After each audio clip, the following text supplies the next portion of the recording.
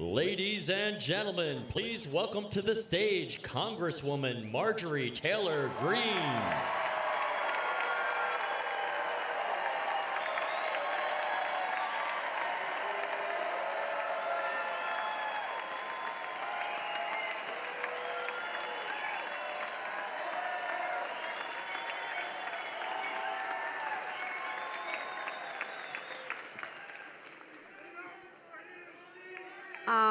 I love you too.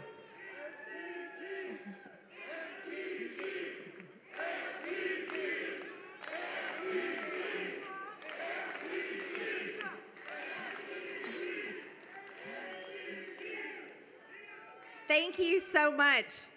So today, I went and cast my ballot for Donald J. Trump.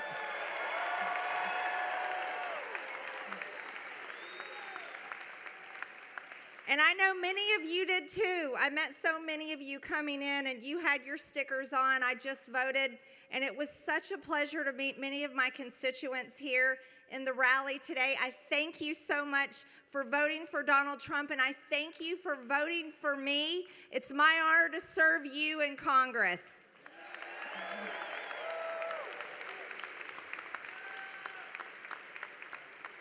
Now let's dial this in to what this election is all about. It's not white versus black. It's not the right versus the left. It's not man versus woman. It's not rich versus poor. It is the federal government versus you.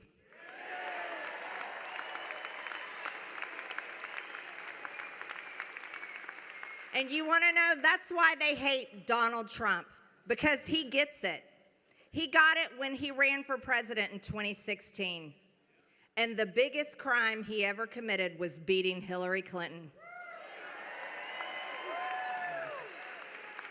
We know what that was all about. Hillary Clinton was supposed to finish what Barack Obama started. They stacked the government, all the agencies and the departments with the resistance, and they're still there. And they stayed there during President Trump's 4 years of Make America Great Again. And we loved his presidency, didn't we? But they hated him because he stood for all of you. He stood for us. And look at what they did to him, but look at what he exposed. They came after him with the Russia hoax, lie after lie after lie, based on a political hit piece written by Christopher Steele, paid for by Hillary Clinton, Barack Obama, and the Democrats. They took that and they impeached President Trump, unbelievably impeached him. They came after his family. They came after his staff. They lied about him constantly every single day in the media. They attacked him constantly, and the people stood beside him and stood behind him because we know the truth. And as a result of everything that's happened, and there has been a tremendous amount, we went through a stolen election in 2020. Oh, we're not going to do that again, are we? No.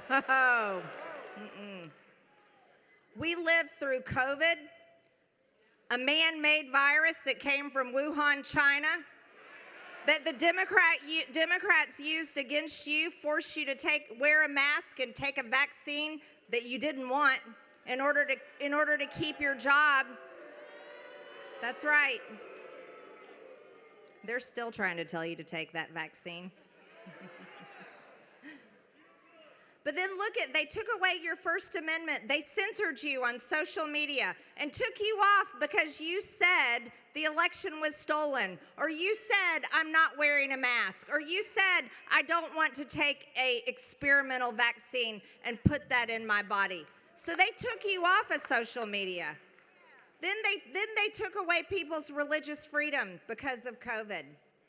And they took away so many of your freedoms. Never forget this. Never forget this. But then it got worse.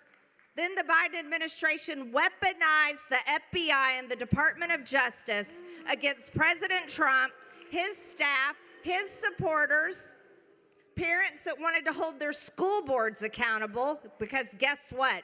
Parents run the schools, not the school board.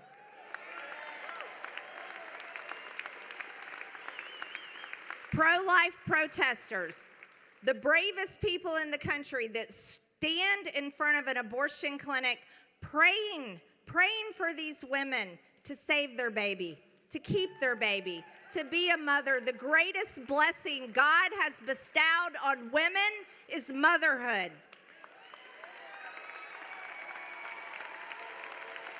That's right. And I'm here to tell you today, an abortion is not reproductive rights. It is murder, and it's killing a baby. That's right. That's right.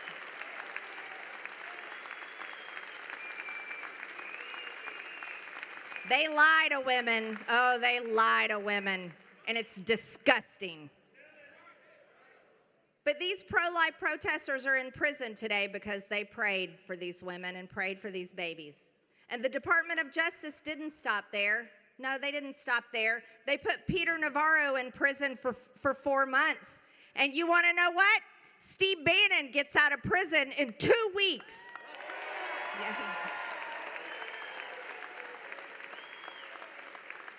I bet everybody's watching War Room on that day.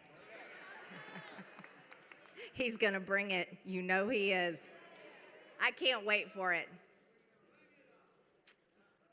But think about where we are. Think about where we are, what they did in Afghanistan, how they treated our military, how they still treat our military, how they prioritize foreign wars, and all your hard-earned tax dollars over defending and securing our own border. That is treason against the American people.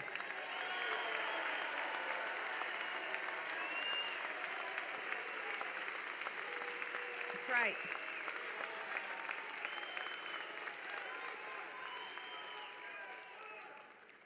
But let's go a step further. Lahaina, East Palestine, Western North Carolina. I'm telling you, there is anger in this country that is unspeakable over how the Biden-Harris administration has thrown away these Americans as if their lives do not matter, as if their tax dollars never mattered, and treated them so that they're only worth 750 measly bucks. Yeah, that's right. Oh, but Congress will write that check for $60 billion over and over again for Ukraine, won't they? Yep, they will. Let me tell you, I see a sign right there, FEMA denied my $750. How about that? There's somebody right there.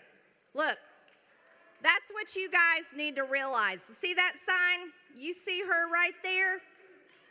She was denied by the Biden-Harris administration $750 sorry dollars. Yeah. So let me tell you what is happening in Georgia. Let me tell you what is happening across this country. People are taking that anger. People are taking how fed up and disgusted they are with our stupid government that treats Americans like Americans are nothing. And they are marching into the elections this year. And voting started today. Early voting started today in Georgia. That's right.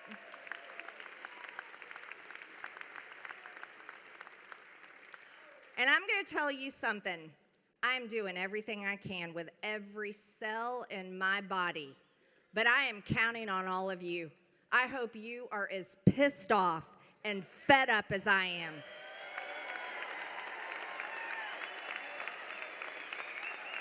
That's right. It's about time. You should be.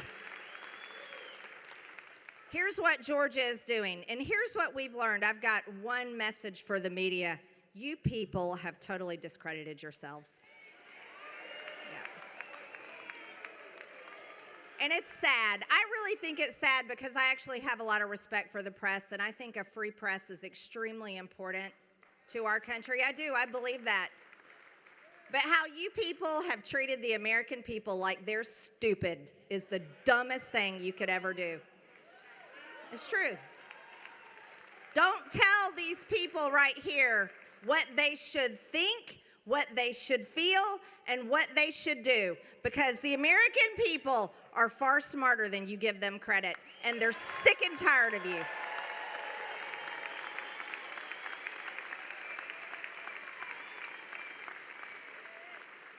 So Georgia and the rest of America, if you're watching, let's win this election on November 5th for Donald Trump. Let's go.